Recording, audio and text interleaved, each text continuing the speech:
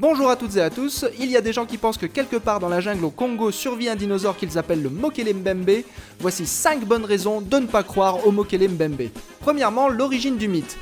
Le mythe du Mokele Mbembe a été décrit originellement en Rhodésie du Nord, c'est-à-dire dans l'actuelle Zambie et en Afrique du Sud. Or, il n'y a pas des masses de jungle là-bas. Alors le mythe, qu'est-ce qu'il a fait ? Il s'est déplacé là où il y a de la jungle, parce que là où il y a de la jungle, il y a du mystère.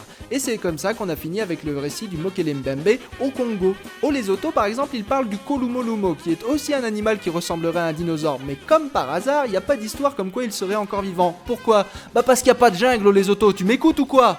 Deuxièmement, les preuves, entre guillemets. Les témoignages sont tous contradictoires. Ils décrivent un animal tantôt rampant, carnivore et aquatique, un crocodile, un gros herbivore avec une corne sur le nez, un rhino, ou bien un énorme animal herbivore avec un long cou, une longue queue, et une énorme dent ou une corne au bout de la tête. Quoi ?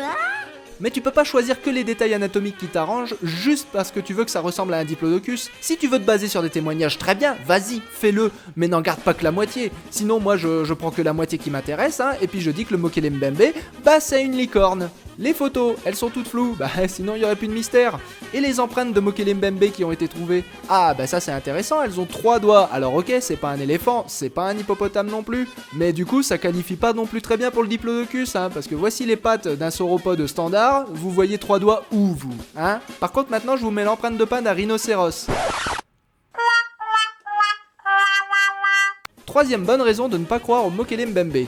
Tu crois vraiment que les paléontologues ne s'intéresseraient pas à un vrai dinosaure vivant s'il n'y avait pas une bonne raison d'en douter ? S'il y avait ne serait-ce que la micro-ombre d'une petite chance qu'il existe le Mokele Mbembe, mais ça ferait longtemps qu'on l'aurait rasé à coups de marteau de géologue la jungle. Et tes histoires de complot créationniste du genre oui, les paléontologues ils cherchent à cacher l'existence des dinosaures parce que ça remettrait la théorie de l'évolution en doute et gna gna gna, mais c'est n'importe nawak. Pour la simple et bonne raison qu'on connaît déjà des tonnes de soi-disant fossiles vivants et que pour autant que je sache, la théorie de l'évolution elle s'en accommode très bien. Ça changerait absolument rien de trouver un fossile vivant de plus.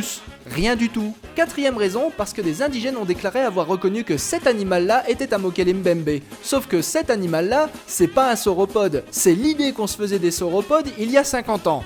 Une bestiole énorme qui vit dans l'eau et qui traîne une lourde queue, c'est pas à ça que ressemblait un sauropode. Et vous savez comment on le sait ? Oh mais non, on n'a pas besoin d'en avoir vu en vrai, non, on le sait tout simplement parce qu'on a des empreintes fossilisées, des empreintes de pas, faites sur de la terre ferme, parfois même en milieu désertique et sur lequel on voit clairement aucune trace de queue. Donc c'était pas des animaux semi-aquatiques et ils ne traînaient pas leur queue derrière eux, donc ce qu'ont reconnu les indigènes sur les photos, ça ne correspond à rien.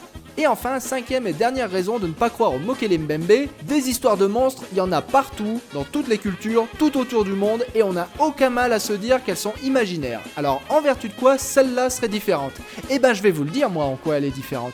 C'est parce que des foutus créationnistes veulent l'utiliser contre la théorie de l'évolution, alors que ça sert à rien. Voir le petit 3 de cette vidéo, les fossiles vivants, qu'il y en ait un de plus, un de moins, on s'en fout. La théorie de l'évolution, elle tient très bien toute seule. Donc on sait très bien pourquoi elle flotte dans l'air et sur internet cette théorie du Mokele Mbembe. C'est juste parce que des créationnistes veulent vous convaincre que la théorie de l'évolution n'existe pas. Alors allez lire la bonne littérature sur le sujet, le livre Abominable Science, le blog Tétrapode Zoologie et pour ceux qui font pas trop dans l'anglais, le bouquin d'Éric Buffetot. Voilà, tous ont été écrits au moins en partie par des paléontologues et vous verrez qu'il y a bien des spécialistes en dinosaures qui s'intéressent au sujet avec sérieux et sans l'ombre d'un complot. Merci à tous et à une prochaine fois sur Stop Science.